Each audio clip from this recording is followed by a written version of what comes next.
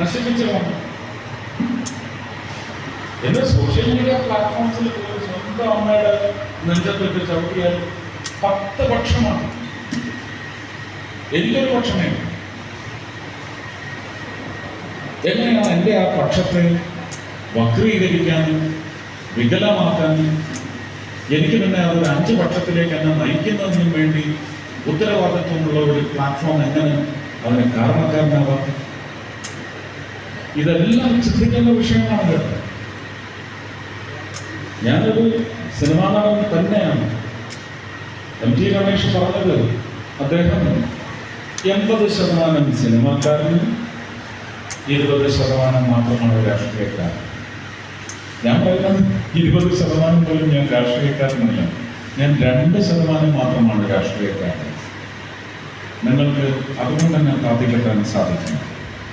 അങ്ങനെയാണെങ്കിൽ ഒരു ഡോക്ടർ സമൂഹത്തോട് നിങ്ങൾ എന്ത് പറയും? ഒരു എഞ്ചിനീയർ സമൂഹത്തോട് നിങ്ങൾ എന്ത് പറയും? ഇദ്ദേഹത്തെ പോലെയുള്ള ടെക്നോക്രാറ്റ്സിന്റെ ഒരു സമൂഹത്തോട് നിങ്ങൾ എന്ത് പറയും? ഈ സൊസൈറ്റിയുടെ പ്രബലമായ വിഭാഗങ്ങളാണ് ഇതൊക്കെ. സിനിമ ഒട്ടും മോശമല്ല. സിനിമാക്കാരന്റെ പോസ്റ്റർ ഒട്ടിക്കുന്നതിന് വരെ നിങ്ങൾ ഈ കാണുന്ന നീളം വീതിയിൽ ഒട്ടിച്ചിരിക്കുന്ന സെക്ഷി പോസ്റ്ററിന്റെ കോസ്റ്റ് എന്ന് പറയുന്നത്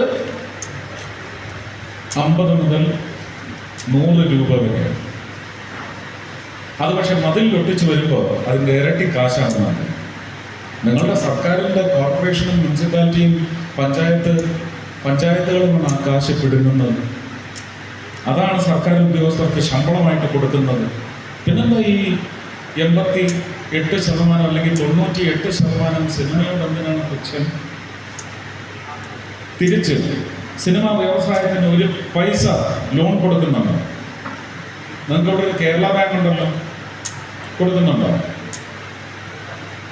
അപ്പൊ മാർവാടിയുടെ കൊള്ള പലിശ കൊടുത്ത് സിനിമാ വ്യവസായം ഇവിടെ നിലനിർത്തുന്നത് ഇവിടുത്തെ സർക്കാർ ഉദ്യോഗസ്ഥർക്ക് ശമ്പളം കൊടുക്കാൻ വേണ്ടിയാണെന്ന് ഞാൻ പറഞ്ഞാൽ ഇന്ന് കേരളത്തിലെ ഏറ്റവും പ്രബലമായ വ്യവസായം ഏതാണെന്ന് ചോദിച്ചാൽ അത് സിനിമാ വ്യവസായം. അങ്ങനെ എനിക്ക് പറയാൻ സാധിക്കും.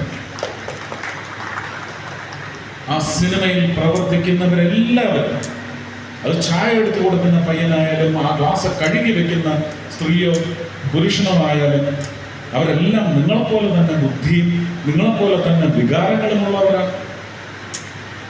അവരെങ്ങനെയാണ് അസംബ്ലിയിൽ നിന്നപ്പോൾ അതൊക്കെ സിനിമയിൽ നടക്കും. ഓ, സിനിമാക്കാരൻ വന്നിരിക്കുന്നു, അതെന്ത് ഡിസ്ക്രിമിനേഷനാണ്? അത് റേസിസം അല്ല. ആ റേസിസം മുന്നോട്ട് വെച്ചിട്ടുള്ള നേതാക്കൾ ആരൊക്കെയാണെന്ന് പോയി പരിശോധിക്കും. ഉന്നതമായ പ്രത്യയശാസ്ത്രത്തിന്റെ കേരളത്തിലെ കൊടി പിടിക്കുന്ന സഭ ഉന്നതന്മാരാണ്, സമുന്നതന്മാരെന്ന് ഞാൻ പറയുന്നു. അപ്പൊ കുമ്പാരി സമൂഹത്തിലേക്ക് തിരിച്ചു വരുമ്പോൾ